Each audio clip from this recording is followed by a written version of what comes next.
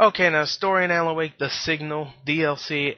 I'm not going to talk about that much, mostly because it pretty much continues straight from the ending. So if I have to explain it, then it'll kind of ruin the ending. It actually will ruin the ending. So I'm not going to explain it at all. I'm just gonna say it's just like Alan Wake, the regular.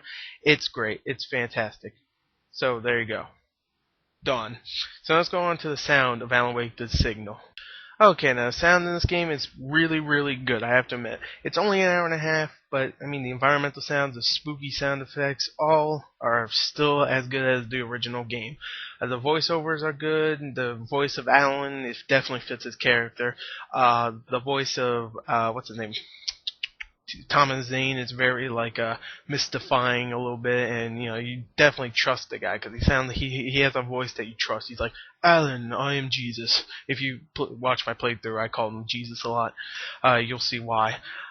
He's pretty much a light in the sky. Come on. Anyway, overall the sound effects, overall the sound, everything for the sound is really, really good, just like the original game. Let's go on to the graphics of Alan Wake. Okay, now the graphics in the DLC are just as good as the graphics in Alan Wake 1. So I gotta say, first of all, the graphics are amazing. Now, actually, I would say they're probably a little bit better, maybe because they had 2 more months to polish, maybe, I don't know.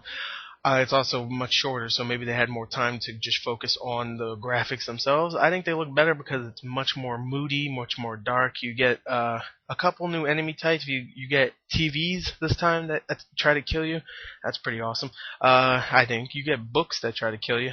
You get more of those word things. If you know what I'm talking about. If you've played until the end, you get more of those word things. It will say phone, and if you put light to it, a phone will appear. It has more of those things, and those are really cool. Just like the explosions, there's more explosions and stuff, more darkness around everywhere, and it just looks great. Overall, Alan Wake is one of the best looking games I've ever seen. Except the character models. The character models aren't that great, and not really different here. You don't get many CG cutscenes, so yeah, you just get mostly the game itself. So still, the character models are okay, but not great. The environments are fantastic, though. So let's go on to the gameplay of Alan Wake: The Signal.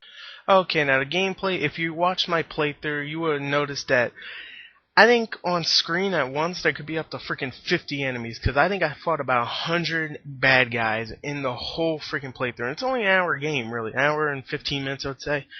It's really, really, really, really repetitive. I have to admit, it gets a little too repetitive, but I have to say the first half of it was really, really spooky. The next half is where it got really repetitive, really.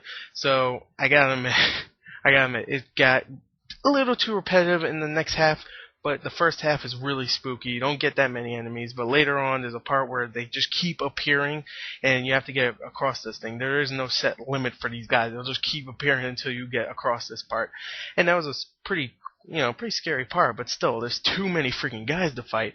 I mean, all you do is shine a light on them, and then they become human. It's not like it should be a more awarding thing, like in one part you have 4, and then you walk a little bit, then you have 2. Not you walk here, you have 50, walk here, you have another 20. It's a little bit too much. It ain't Dynasty Warriors. Don't turn Alan Wake into Dynasty Warriors. I don't want to see that, but overall, for a free DLC, I got it for free. If you bought the game new, you got it for free. So for a free DLC, I really liked it. Even though it got a little repetitive, I wouldn't say really, really repetitive. It got a little repetitive, okay? Maybe I was being a little bit too harsh before. For a free DLC, I have to admit, I really, really liked it. So I'm just going to give it a score. If you loved Alan Wake, like I did, then what are you waiting for? If you have a DLC code, if you have $7, go get it right now. If you didn't like Alan Wake, then there's no reason to get it. And if you didn't, get your brain checked. So anyway, no, I'm just kidding. If you didn't like it, then fine. Overall, I'll give this DLC an 8.3 out of 10. I really liked it. And that's a random score, but whatever. 8.3 out of 10. Mostly because it gets a little repetitive. But the story and everything else is great. So definitely, definitely, definitely a good DLC. Definitely for free. Definitely, definitely, definitely. Anyway, I'm done. Cheerio.